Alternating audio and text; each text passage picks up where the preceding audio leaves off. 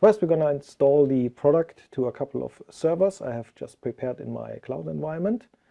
And the first task we're going to execute is how to install the authentication service to a out-of-the-box, pretty much unconfigured Unix system by using the standard command line.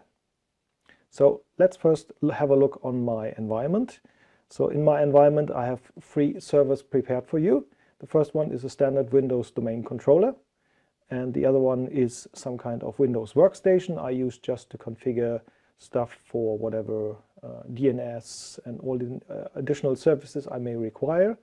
And the third, and last but not least, is the Unix server. I will do my presentation based on CentOS. So this is just pretty much common Unix platform. It may be the case that sometimes, depending on the operating system version you use or the distribution you use, configuration may look a little bit different, but in this case, please consult the manual for additional information on this. Okay, let's start. The first thing I want to do is just go to the management server I have. This is just my standard one. And one thing you have to take care for is to create a proper DNS entry for your server. I now have this done before, and this one is called Linux-QAS. QAS stands for the Authentication Services product, and Linux, of course, is the Linux operating system that runs on that box. And this is essential that you need to have it, because otherwise things may go pretty weird if you don't have proper DNS settings or applied before you start the installation. Okay, so once you have done this, let's start to continue. And of course, you need to have the proper software already installed or already transferred or maybe accessible on your Linux system. I have just done this before in preparation of my demo here. So you have to copy it, get it download from the support site of One Identity, or just maybe you have a CD image you can mount, whatever you want, just make it accessible for your Linux system. So if I go to my Linux system, I have just my standard command line interface. There's no graphics that I will use for this part of the installation. So just let's start logging in by using the root account. And as I said, I already have transferred the software to my box. It sits here in that little nice directory named QAS something. QAS 420 I'm using currently. Maybe you have a look on the support site to get the latest, greatest version of it. I'm going to start with my 4.2.0 something, so that would be working fine. Just one thing more to mention, before you start with that, you may have to set up your firewall rules to allow the usual traffic you need to configure the product, and you may want to have to allow root login if you want to use the root account for configuration tasks to be able to log in via SSH. That may be required, but I will, in this case, especially for the firewall rules, please consult the manuals to see which ports need to be open and which can be closed, whatever. So I'm going to switch to my directory where I have the software transferred to, and this is this one, QAS_420 something. And you're going to notice that you have a couple of scripts placed in that directory, and one of the thing is preflight. Preflight is the script that should be executed before to check if everything's right on your box. So if the network configuration is right, if the domain name is good, and so on, and firewall and ports and blah blah blah, everything you may need. So we're going to use this thing here to run it and check if everything's fine. Preflight. Yep, this is not there because I don't have it typed. Just give me a check-in because of the copy I did before. Maybe the access rights have been a little bit adjusted. Just give it the execute permissions. Here we go. So just execute preflight.shell. Okay, the Active Directory domain we want to check is, in my case, pass4u.demo. And I now need a user with administrative privileges, administrator in my case. And the password should be this one. Now you see my password. Well, that doesn't matter, it's just a demo. Just keep the default, it is no. Okay, now it checks. Now it wants the password. I just didn't see it because the scroll was a little bit out of screen. So just let's type in my password again. And now it comes back with all success. So that looks fine. So the next thing is just to install the product. And we have something that is install.sh. So let's just execute install.sh.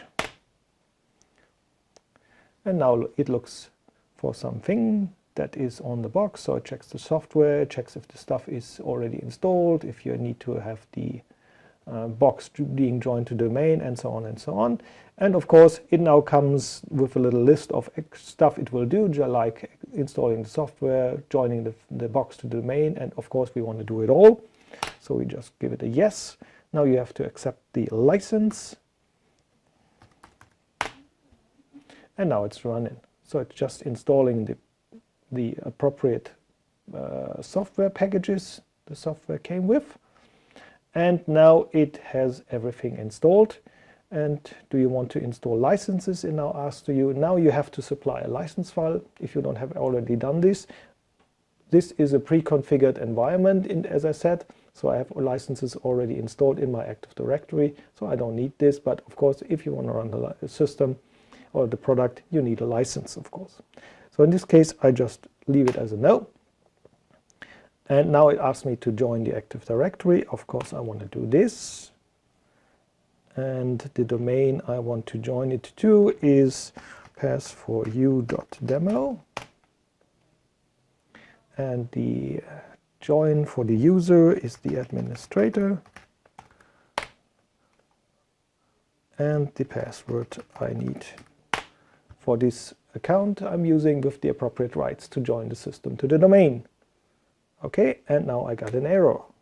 But usually this is just a mistyped password. And of course, yeah, you see the first error line says could not authenticate as administrator. So let's do it again. Run the install shell again. So just mistyped it. Yes, I want to install it. It is not installed. Or execution successful. But I'm not joined to the domain. So yeah, I just made it work not in the way I intended. So how to get out of this? Okay, do the manual join. So if you have installed the product, you can just go to opt-quest bin. And you're going to see a couple of things that have been installed with the first installation of the product, like the packages that have been installed. And there is something that is called vastool. And vastool is the Swiss knife of the authentication services. So it's pretty much the thing you will mostly use. So it is just your front end to all the various subcommands you use. In this case, I just want to use like vastool status just to check what's going on here. Status, here we go. And it's just telling me, okay, it's not installed, blah, blah, blah, failure, whole keystab file does not exist. So it has pretty done nothing. It's just the software being installed. So we first need to join it to the domain. So in this case, we're just going to use vastool join. And if you don't know the syntax, just give it here, and it just says, okay, it gives you the nice little command line. So there are lots of options you can specify to adjust the installation to your needs. We just keep it on the defaults, so it will be whatever default container be used, and so on and so on. So we just use vastool join pass4u.demo -u administrator. Here we go. Here we go.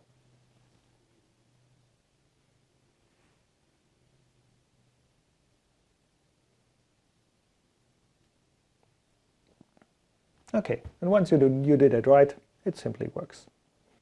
So let's check if everything has been installed so far and everything's working okay. So the first thing we just check is about vastool status. And it now tells us that you have no test failed, everything's working fine, but there is some kind of info line that is displayed here. It says SE Linux enabled. So you may know that Linux comes with a security policy enabled by default in most of the distributions. the authentication service support running on a system that has these security Linux enhancements enabled. You're gonna find the instruction for doing this in the manual, what to need to install, that you can have this policy installed, that all the tasks will run, not be whatever killed by the SE Linux. I'm gonna switch it off because it will just disturb me, and for my demo environment is of no importance, but this may look pretty much different in your productive environment, of course. So I'm going to switch it off later, and we're going to see how this then works after this.